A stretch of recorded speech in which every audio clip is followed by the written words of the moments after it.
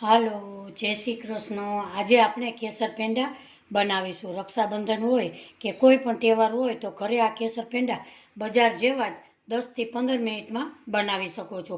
દેખાવમાં અને સ્વાદમાં બજાર જેવા જ તૈયાર થાય છે। હા ફ્રેન્ડ, હજી સુધી મારી ચેનલને નવા હોય તો હજી સુધી મારી ચેનલને સબસ્ક્રાઈબ ન કરી હોય તો સબસ્ક્રાઈબ ચોક્કસથી કરજો। બન્યા છે ને સરસ, एकदम सरस बजार जेवा ज। तो मारी चेनल ने लाइक ने सब्सक्राइब जरूर थी करजो।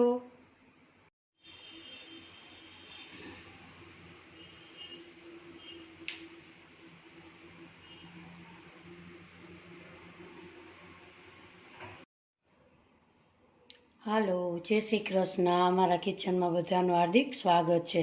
आज आपणे बनावीशुं केसर पेंडा। एमां आपणे 1 कप भरीने दूध लीधुं तो एनुं अर्धुं करी अने एमां आपणे केसर 1 कलाक पहेला केसर नाखेलुं छे एटले केसर पेंडानो स्वाद पण सरस आवे अने कलर पण सरस आवे। आपणे अहींया गैस उपर एक पेन मूकेली छे, एमां आपणे 3 चमची घी उमेरीशुं। आ पेंडा खावामां खूब ज सरस, बजार करता पण सरस थाय छे। एमां आपणे नाखीशुं दूध। गैसनी फ्लेम धीमी ज राखीशुं। एमां पण आपणे केसरवाळुं दूध पण एमां उमेरी दઈએ। थोडું થોડું ઉફાળું થાય ત્યાં સુધી આપણે ગરમ કરીશું। આંગળીને ટચ થાય એવું દૂધ આપણે ગરમ કરીશું।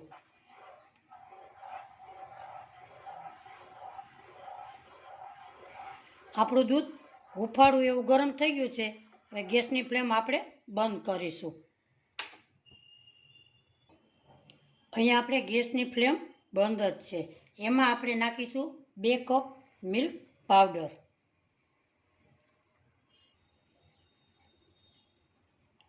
हाँ, अंदाजे 200 ग्राम जेटलो मिल्क पाउडर लीधेलो छे।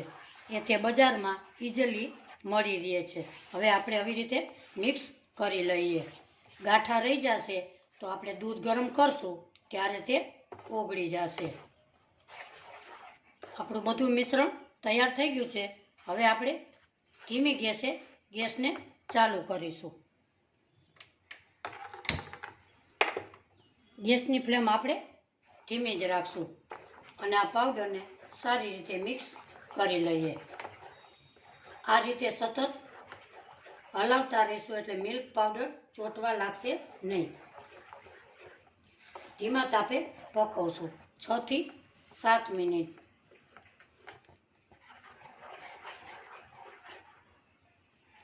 अहींया मिल्क पाउडर आपणो एकदम सरस मिक्स थई गयो छे।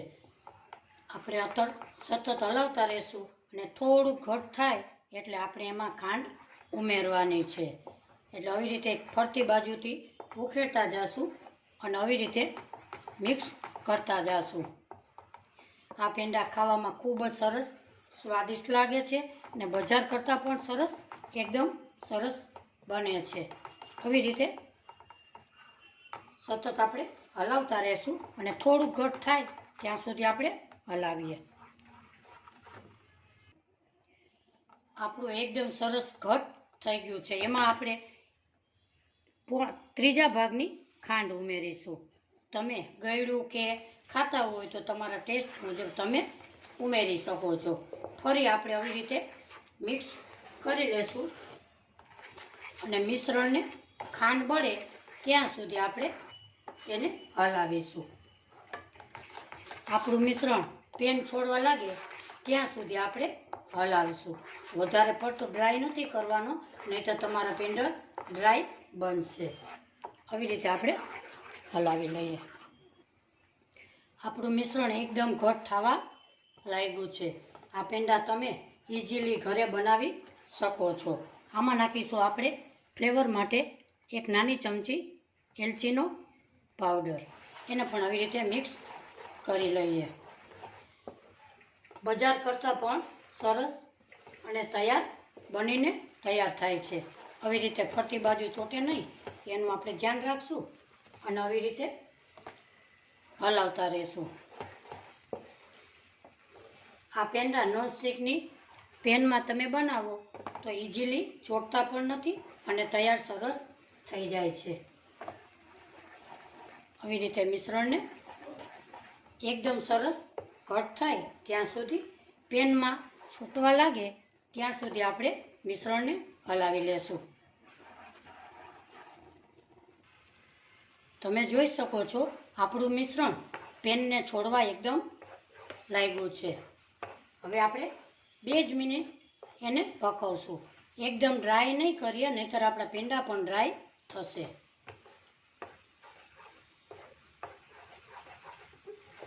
હવે આપણે ગેસની ફ્લેમ બંધ કરી દેશું.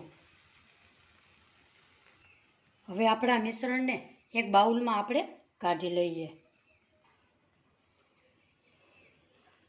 આપણા માવાને 2 મિનિટ આપણે ઠંડો થવા દેશું. આપણો માવો એકદમ સરસ ઠંડો થઈ ગયો છે. હવે આપણે હાથમાં થોડુંક એવું ઘી લગાડીશું અને પેંડાને વારી લેશું.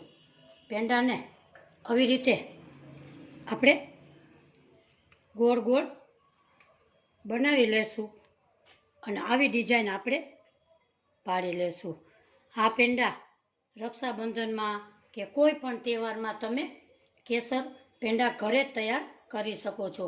તો મિત્રો, તમને આજની મારી રેસીપી પેંડાની ગમી હોય તો મારી ચેનલને લાઇક, શેર ને સબસ્ક્રાઈબ જરૂરથી કરજો. હા મિત્રો, કોમેન્ટ બોક્સમાં પણ જરૂરથી જણાવજો આજની મારી પેંડાની રેસીપી તમને કેવી લાગી.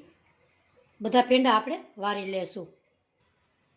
આપણા કેસર પેંડા બધા અહીંયા એકદમ સરસ વારી લીધા છે. મિત્રો, કોમેન્ટ બોક્સમાં જરૂરથી જણાવજો આજની મારી રેસીપી તમને કેવી લાગી. કયા શહેરથી મારો વિડીયો જોવો છો એ પણ જણાવજો. એ જોઈને મને ખૂબ જ આનંદ થશે. ફરી મળીશું એક નવી રેસીપી સાથે. ત્યાં સુધી બધાને મારા જય શ્રી કૃષ્ણ.